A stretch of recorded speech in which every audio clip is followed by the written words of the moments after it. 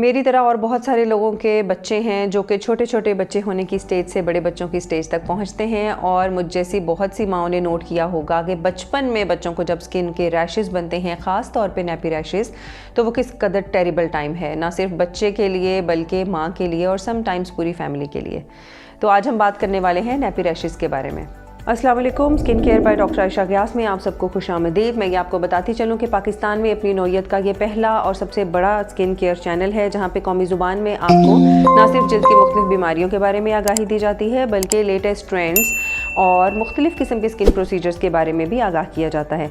अस्सलाम वालेकुम व्यूअर्स, मेरा नाम डॉक्टर आयशा गियास है। जैसे कि मैंने पहले बताया कि आज हम नैपी रैशेस के बारे में बात करेंगे, तो चलिए शुरू करते हैं। जैसे कि छोटे बच्चों की स्किन बहुत ज़्यादा नाजुक है, ये आप सबको मालूम है। तो जब हम इस नाजुक स्किन के ऊपर बहुत देर के लिए पैम्पर्स अप्लाई करके रखते हैं तो वहाँ पर नमी की वजह से स्किन बहुत ज़्यादा नाजुक होने की वजह से भी थोड़ी गलने लगती है, वहाँ पे थोड़ी मैसरेशन हो सकती है। जैसे कि आपने देखा कि हम बहुत देर अगर पानी में नहाते रहें बच्चे तो उनकी उंगलियों के ऊपर कुछ सिलवटें पड़ जाती हैं, वो भी इसी वजह से कि स्किन नाजुक होने की वजह से पानी बहुत ज़्यादा स्किन के अंदर एब्जॉर्ब होने लगता है। जिल्द की पानी को एब्जॉर्ब ना करने की सलाहियत थोड़ी कम होती है, इस एज में थ्रेशोल्ड कम होता है और इस वजह से स्किन काफ़ी ज़्यादा नाजुक टेंडर हो जाती है और सॉगी हो जाती है। तो बच्चों की नैपी एरिया की स्किन भी चूँकि बहुत ज़्यादा नाजुक है, पतली है, बाकी स्किन से डिफरेंट है, वहाँ पे जब ज़्यादा देर के लिए पैम्पर लगाए रखेंगे तो ना सिर्फ उसकी नमी कलेक्ट होगी पैम्पर लगने की पसीने की वजह से, बल्कि जब बच्चा पेशाब या पखाना करेगा पैम्पर में अगर वो ज़्यादा देर के लिए लगा रह जाता है तो उसमें मौजूद फासिद और एसिडिक केमिकल्स जो हैं वो उसकी स्किन को मज़ीद ख़राब करने का बायस बनते हैं। और अगर आपने कोई प्रोटेक्टिंग क्रीम या ऑइंटमेंट या वेज़लीन टाइप कोई चीज़ आपने अप्लाई नहीं की तो फिर ये मसला और भी ज़्यादा शिद्दत अख्तियार कर जाता है। अभी हम आपको शो करेंगे कि किस किस्म के नैपी रैशेस से वास्ता पड़ सकता है। एज अ डॉक्टर मैं बहुत किस्म के नैपी रैशेस को देखती रहती हूँ आए दिन, और कभी कभार वो मेरे लिए बिल्कुल नए होते हैं, क्योंकि मैं इमेजिन भी नहीं कर सकती कि छोटे बच्चों को इतनी बुरी हालत तक भी पहुँचाया जा सकता है। और इसमें कसूर है घर वालों का। अगर बच्चों को किसी किस्म के रैशेस हैं जो कि ठीक नहीं हो रहे हैं आपके घरेलू टोटके से, तेल लगाने से, हकीमी या देसी दवाई से, तो ऑब्वियसली आपको डॉक्टर के पास लाना चाहिए। हर नैपी रैश सिंपल नहीं होता और हर नैपी रैश घर में ट्रीटेबल नहीं होता।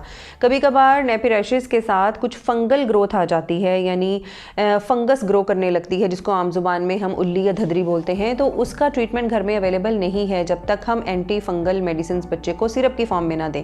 तो कभी कभार मैंने देखा कि बच्चों के जो नैपी रैशेस हैं वो कदरे बिगड़ी शक्ल में भी आ सकते हैं, सो मच सो कि वहाँ से बेबी की स्किन पूरी पील ऑफ हो चुकी होती है, अल्सर्स बने हुए होते हैं, बड़े बड़े ज़ख्म बने हुए होते हैं जिनको भी ठीक होने में महीनों लग जाते हैं।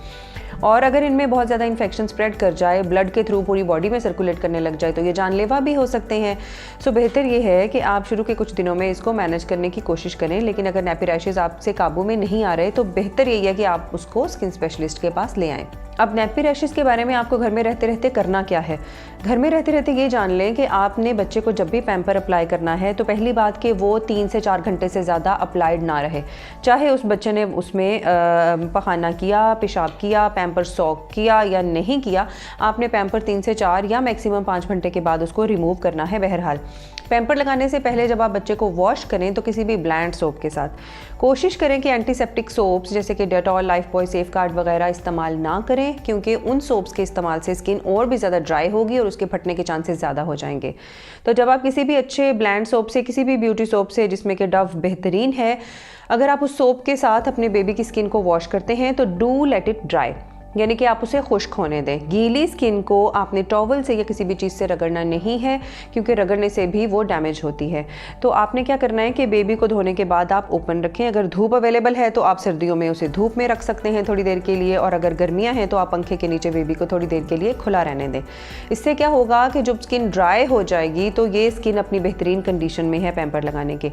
अभी भी हम पैम्पर डायरेक्ट नहीं लगाएंगे, बल्कि स्किन के ऊपर अप्लाई करेंगे कोई भी ऐसा मॉइस्चराइज़र, लोशन या ऑइंटमेंट या क्रीम या वेज़लीन जिसके साथ ऑक्लूजन हो जाए। ऑक्लूजन से मेरी मुराद ये है कि जब भी बेबी पैम्पर में पिशी या पॉटी करेगा तो वो डायरेक्टली उसकी स्किन को टच ना करे, बल्कि उनके बीच में एक प्रोटेक्शन हो, एक लेयर हो जो कि डायरेक्ट अटैच होने से उन चीज़ों को बचाए और उनकी जो एसिडिक कंटेंट हैं, जो उनके अंदर फासद मादे हैं, वो स्किन को ख़राब ना करें।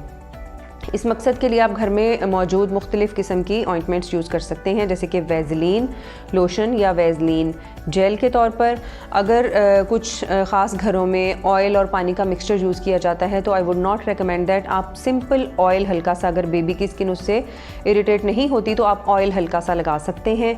और इसके अलावा नैपी रैश क्रीम्स जो कि बहुत सारी मार्केट में अवेलेबल हैं, सुपर स्टोर्स से मिल जाती हैं, आम मेडिकल स्टोर्स से भी मिल जाती हैं, तो वो किसी किस्म की नैपी रैश क्रीम आप घर में रखें नॉर्मल इस्तेमाल के लिए, जिसमें कि मेडिसिन ना हो, यानी कि रूटीन यूज़ के लिए आप उसको स्किन के ऊपर अप्लाई करें और उसके बाद आप पैम्पर लगाएं एंड 3 to 4 to 5 आवर्स के बाद उस पैम्पर को रिमूव भी कर दें।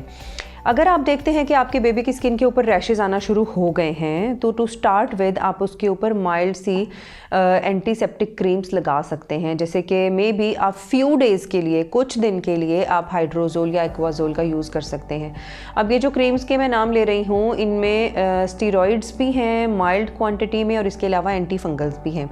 अगर तो इन क्रीम्स के 2 से 3 दिन में 2 बार लगाने से मसला हल हो तो वेल एंड गुड, और अगर 2 से 3 दिन या 4 दिन में मसला हल नहीं होता तो प्रॉबेबली ये क्रीम्स मज़ीद लगाने से उल्टा नुकसान हो सकता है। तो फिर आप इनसे इज्तनाब करें और डॉक्टर के पास बेबी को चेक करवाएं।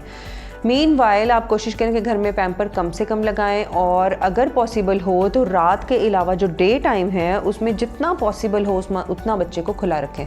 रात के टाइम तो ऑब्वियसली आई डू एग्री कि बहुत ज़्यादा प्रॉब्लम्स हैं, बेबी को पैम्पर के बगैर पैम्पर के बगैर सुलाने से हम सब मैसअप हो जाते हैं और फिर वो सारा मैस संभालना बहुत मुश्किल है।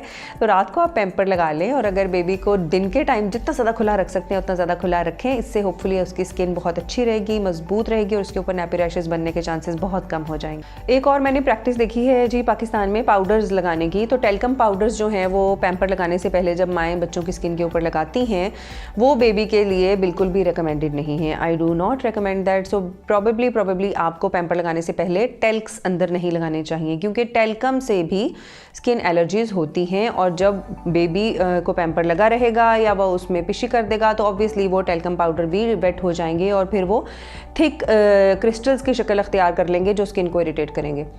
तो आर्जी तौर पर तो पाउडर लगाने से आपको ये फील होगा कि आपने बेबी की स्किन को ड्राई रखा, लेकिन अल्टीमेटली गीले होने के बाद वो उल्टा नुकसान कर सकते हैं।